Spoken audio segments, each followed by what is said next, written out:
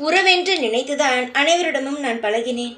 ஆனால் அவர்கள் அவர்களோட குணத்தை காட்டிவிட்டு நகர்ந்து விட்டார்கள். யாருமே இல்லாத ஒரு அனாதையாகத்தான் நான் இன்று நின்று கொண்டு இருக்கிறேன் என்று புலம்புகிறாய். ஒரு அப்பாவிடம், ஒரு தந்தையிடம் வந்து நீ இப்படி புலம்பும் பொழுது அந்த தந்தைக்கு எவ்வளவு கஷ்டமாக இருக்கும் என்று நினைத்தாயா? யாருமே இல்லை என்று புலம்புவது எவ்வளவு பெரிய தவறு தெரியுமா? உனக்கு எல்லோரும் இருக்கிறோம், தெய்வமாகிய அனைவருமே இருக்கிறோம்.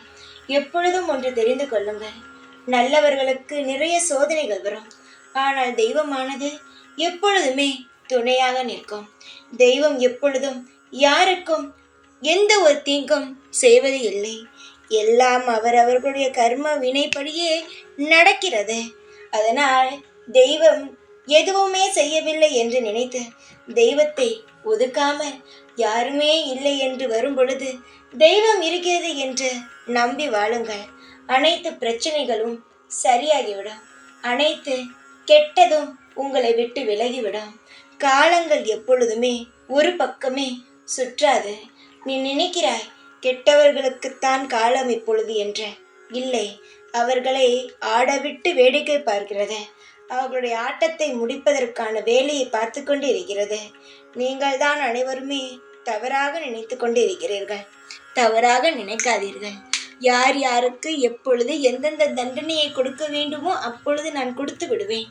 யாரையும் நான் என்னுடைய பிள்ளைகளாகவே இருந்தால் கூட தவறு செய்து விட்டார்கள் என்றால் தண்டனை கொடுக்காமல் இருக்க மாட்டேன்.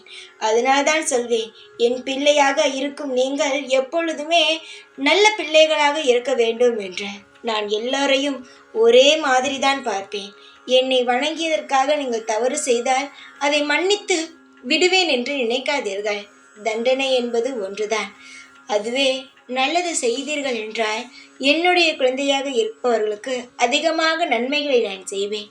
என்னுடைய தங்கமே, உன்னுடைய வாழ்க்கையில் நீ நல்ல முறையில் இருக்க வேண்டும் என்பதற்காக உன்னுடன் சேர்ந்து நானும் பல விஷயத்தில் போராடி கொண்டுத்தான் இருக்கிறேன்.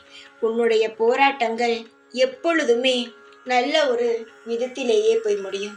நீ நினைக்கிறாய் யாருமே இல்லை என்று. உனக்கு நான் இருக்கிறேன்.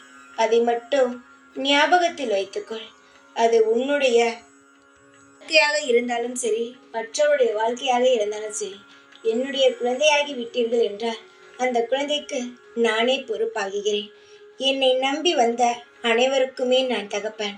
என்னால் முடிந்த அனைத்து விஷயங்களையுமே உங்களுக்கு செய்து உங்களை ஒவ்வொரு நாளும் அமோகமாக வாழ வைப்பேன். நீங்கள் என்னை எந்த ரூபத்தில் பார்க்கிறீர்களோ, சிவனாகவோ விஷ்ணுவாகவோ எந்த ரூபத்தில் என்னை பார்த்தாலும் நான் அந்த ரூபத்தில் உங்களுக்கான காட்சியை அளிப்பேன். தைரியத்துடன் இருங்கள். எல்லாம் உங்களுக்கு நல்லதே நடக்கும். ஓம் சாய்ராம்.